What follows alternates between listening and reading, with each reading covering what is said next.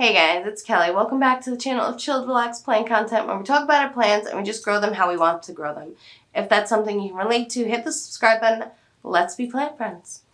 So, today is going to be my 2024 plant wish list / plants I'm giving up on / plants I'm starting over.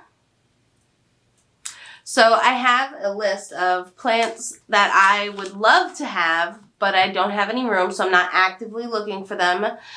But I also then have 7 plants here in front of me that I think I'm gonna give up on. I'm gonna just toss. I know some of you are gonna be upset about it, but they're my plants. It's all right.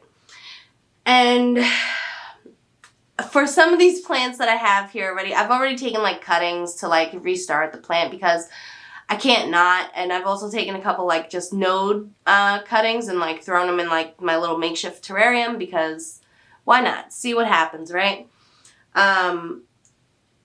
There's like one plant I might not get rid of. I still really like that plant, but it's not looking great. But we're going to start with my wish list plants, and then I'm going to show you the plants that I'm getting rid of to possibly make room for some of these plants. So, yeah, we're going to start with the philodendrons. I only really am interested in philodendrons and Hoyas, kind of. I'll get more to it when I'm done talking about all these plants, but yeah. So, the first philodendron that I'm just interested in is the Filodendron Bobby C. I love the serrated edges of the leaves. I think it's a really cool plant. From what I understand from watching other people who have this plant, it's a really good grower, easy, takes, a good amount of neglect. It's resilient. That's a philodendron right up my alley. So I would love to have one of those plants eventually. The next one is the Filodendron rugosum. So this philodendron has like a really textured leaves. I don't see a lot of people talking about it, and that kind of makes me feel like maybe it's like a harder to take care of philodendron. But I would still love to give that plant a go. I just think it would be really cool. I'm pretty sure the leaves like come in more of like a heart shaped, but it's like a textured heart shape. It's very cool, very cool. I don't have anything like that in my collection. Would love to have that plant one day.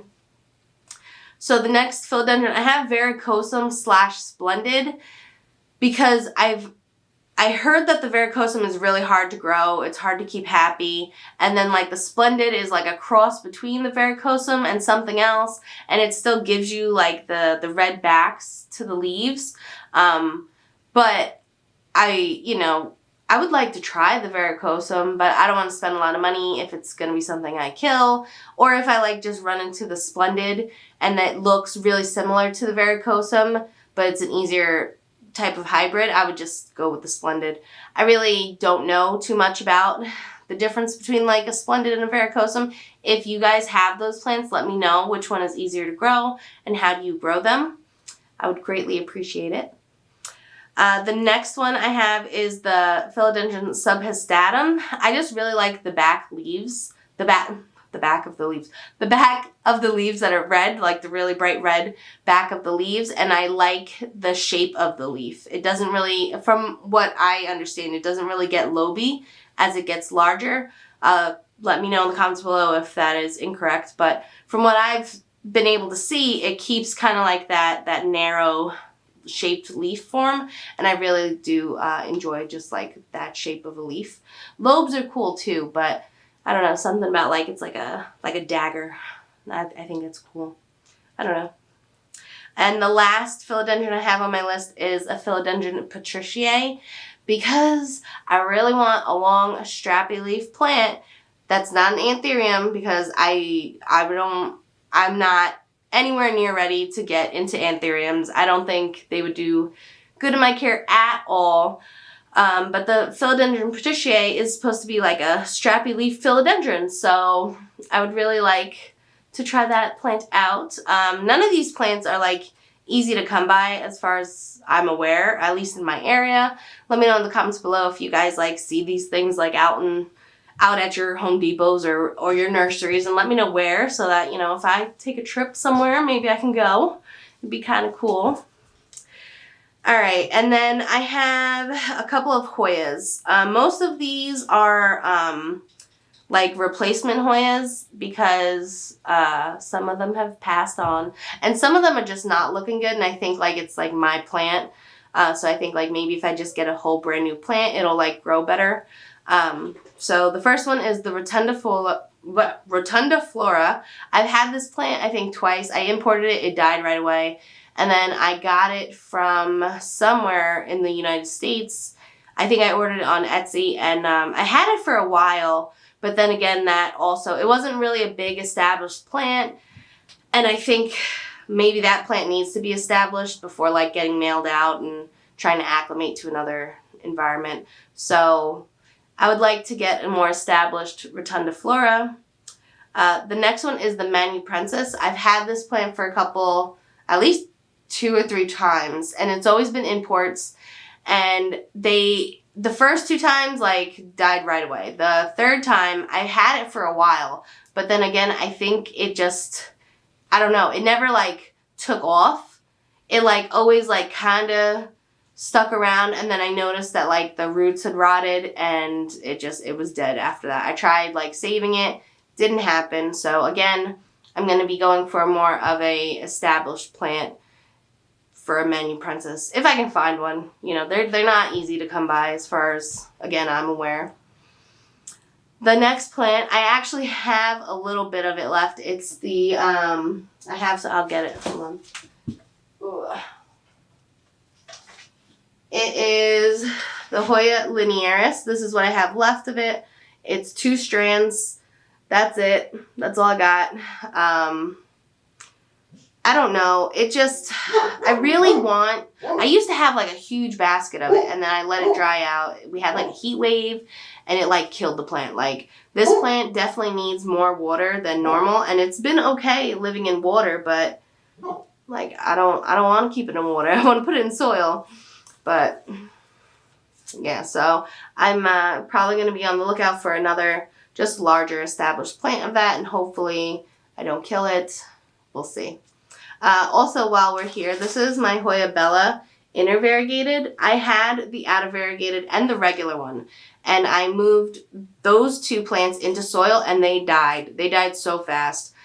This one didn't have any roots when I first got it, so I kept it in water, and it's grown. It has new leaves, but yeah, again, like I don't want it to just be 1 strand. I'm not sure if I cut this, if it's going to do anything, because it is like the stem itself is very like a light yellowy color, and it's been like this for months. So it's not, either it's the slowest dying Hoya I've ever had, or it's just the color of the stem. I don't know, but I would like to have a full bushy plant of a Hoya Bella. I would love to have one that had like all 3 of the kinds, like all mixed together. So that's kind of also on my list. But this one, maybe the Bella and the Linearis just have to be like water plants. So we'll see. I don't know. Let me know if you guys have been any good at keeping those plants alive. How long have you had it? And yeah, let me know. Because these I definitely have struggled with. But I'm determined to get them. Hopefully. Alright, the next one is a thinner-leafed Hoya, and I'm kind of in the air about getting this plant again. It's the Hoya elliptica. I just really love the symmetry of the venation. It's like the lighter green against the medium green, and it looks like a turtleback, and I loved it. But it is like a thinner-leafed Hoya. It definitely is one that needs more water than like the rest of my Hoyas, so it might also have to be like a water plant if I get it again, if I can find it. Yeah, so I don't know. I think that's what I'm going to have to do for the plants that need more water than like my watering habits. We're just going to make those water plants and like let it see how that works for a little bit. But yeah, I would like to have the elliptica again, try it again. We'll see. Alright, the next plant is the Hoya Shepherdii. I had this plant for a long time. I had it for years, and it went through, I must have missed watering it like once or twice, which is like, 3 to 6 weeks for me because I'm an underwaterer. And then when I watered it, you know, like the next week I noticed there were yellowing leaves. I had rotted the roots, basically. I tried to save it, but the internodal spacing on the plant that I had was very short. So it was like, it didn't work, basically. I was trying to root it in water, and the leaves were dying off before roots were growing. Then it was just rotting. I couldn't save it, which was very sad. It was a really nice plant. I had it for years, but, you know, but I think this is a plant that I'll be able to find again relatively easy, hopefully. But yeah, so the Shepherdii, I would really like it again. And then the last Hoya I have on my list is the Hoya retusa. I have this plant also. I can get it for you. Hold on. Alright, so this is my Hoya retusa. As you can see, she doesn't look good. She goes through this, I feel like, every year. She like gets real yellow, drops a bunch of leaves, grows back. I've never been able to successfully propagate this plant, ever. Like in water, sphagnum, nothing. It doesn't work, for me anyway. So, again, I think it might just be like this plant. It never really looked great. It's just like been slowly dying since I've had it, since like, I think I got this in 2018. So it's been years. Yeah. So I think I want to just like start over with a new plant of this and just see where that takes me because, you know, this gets old, you know, it looks like crap. It's ugly. I feel like it's dying. There is some green. I don't really see any new growth, but there is green, you know, but there's also a lot of yellow too. So yeah, the Hoya retusa. Alright, so the next part of this video is going to be me just showing you plants I'm throwing out. I'm giving up on. Some of them I've taken cuttings. I have like water propagating, or I threw them in like my terrarium just to see like if nodes will start again. But for the most part, I think I'm just chucking these guys. So we will start with my Cissus amazonica. It does this every year. It dies back. I don't know. I guess it's like a temperature / humidity change. It dies all the way back, and then it grows back every like spring. I actually cut this and just threw it in my terrarium because if it is like a humidity / temperature thing, in the little makeshift terrarium is the best place for it. And I don't have to have an empty pot half the year. So I can put something else in this pot. But if it dies in the terrarium, I'm not getting it again. So this is the last shot for it to look good and stay good and grow. But I'm not going to replace it. The next plant is my Pelea peperomoides. I'm just going to chuck this. It had grown really well for a while, but as all peperomoides do, I feel like they kind of turn into this like craziness, and I'm over it. I don't need this. It was like shoved in the back corner because it was just ugly, and I felt like, well, it's still green, it's still growing, I can't just throw it out. But I can just throw out a plant, and I'm going to throw this plant out. And then I have a pot for maybe a wishlist plant, maybe. We'll see. But yeah, peperomoides, goodbye. I like the pot though, the pot's really cute.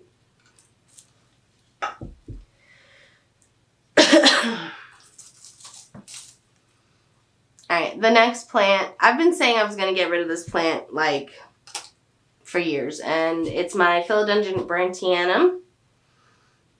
As you can see, she does like these little half leaves, like she puts out a couple of little leaves here and there, but she never looks good. She never gets past any of this. I will say some of these plants really struggled with mealybugs. Since doing like my pesticide treatment, all of my plants have been doing a lot better, and it's because I feel like I've finally got the mealybugs under control. So you're going to see on the next couple of plants like a lot of mealybug carcasses, but there's no new mealybugs on the new growth. And that's how I know I kind of like got rid of all the mealybugs, just so you know. But she didn't really have a mealybug problem, but she just had like a growing problem. She just never wanted to. I did take some cuttings of hers and I threw them in my terrarium just to see, again, maybe a little bit more humidity will keep this plant growing or make it actually grow full leaves and look like a real plant. But we're just going to be dumping the rest of this, and then I have a pot for something else.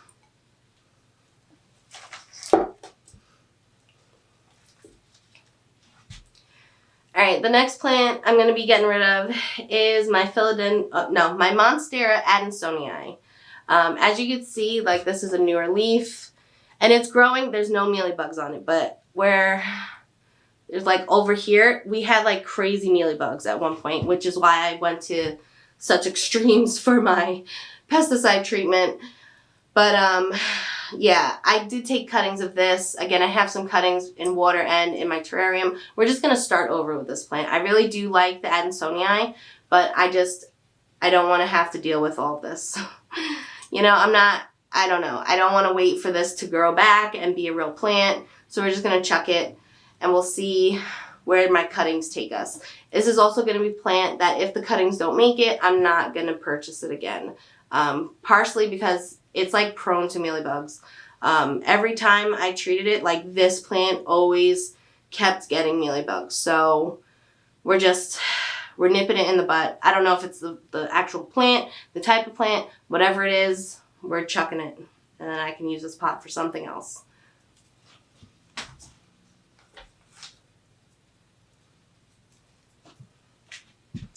Alright, the next plant I'm going to be getting rid of is my Monstera, another Monstera, silta picana. Again, this one is like, mealybug loves this plant. As you can see, like, the newer leaves, the newer growth doesn't have any mealybugs, so I know that this is all just carcass. All the mealybugs are dead, but I don't want to wait for this to grow back and be a real plant. I have taken some cuttings, thrown them in the terrarium, and have them in water, and we'll just restart. I won't buy this plant again just because it goes through like phases of looking good and not looking good. Despite whether or not my care regimen has changed, it'll go through phases of looking like crap, and then it'll, like, grow back and look good, and then it'll go back to looking like crap.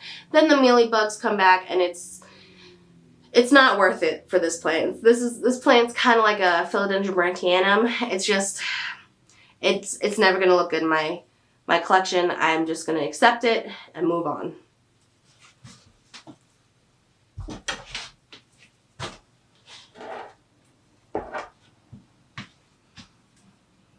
Alright, the next plants I think I'm going to be getting rid of. See, this one's harder for me to get rid of because, like, there is a lot of new growth. There's no mealybugs. There's nothing on this plant, but it's all my string ofs.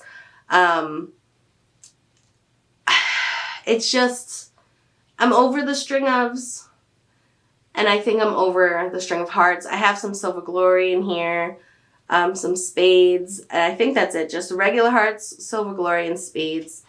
And maybe this will be something I, like, take cuttings and throw in the terrarium as well. But, like, all of this big old pot for just, like, this little bit of plants is kind of silly. I can reuse this pot for something else, and I'm going to. So we're getting rid of the string ofs. Goodbye. Goodbye, friends.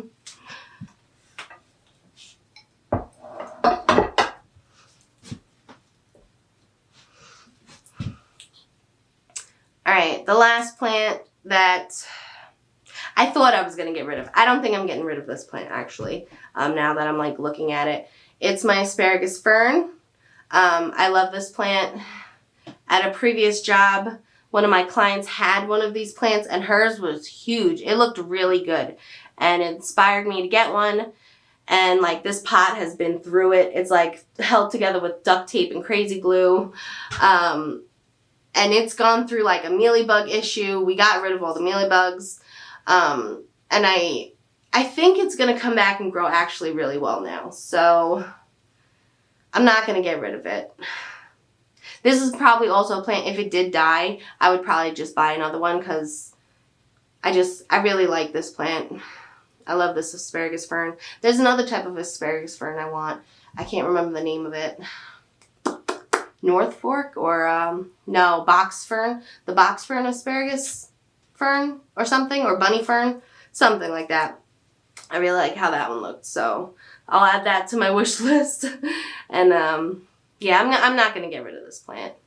I know it looks spindly and I feel like you can't even see it, but it's a pretty plant. I really like it. We're going to keep her. I'm sorry I made you worry. We're going to keep you. Maybe I'll get her a new pot though, because that pot is broken. Yeah, so those are, I guess, 6 plants, 6 planters I'm going to be emptying out. One is I'm going to keep. There are a couple other plants that I'm like, they were close to getting chopped or on the chopping block. Some of my lipstick plants, they look okay, but they never thrive. And I think I want to have plants that are going to do really well. Why have a pot with like 2 strands of a plant that just never grows or does anything? But I've left those there for now. We'll see how I feel about them in the spring maybe. But yeah, so I think that's going to be it for this video. Let me know in the comments below if you have kind of gone through your collection, picked out a couple of plants that you're just done with, and what they are, and what is on your wish list. And until next time, relax, plant, peace out.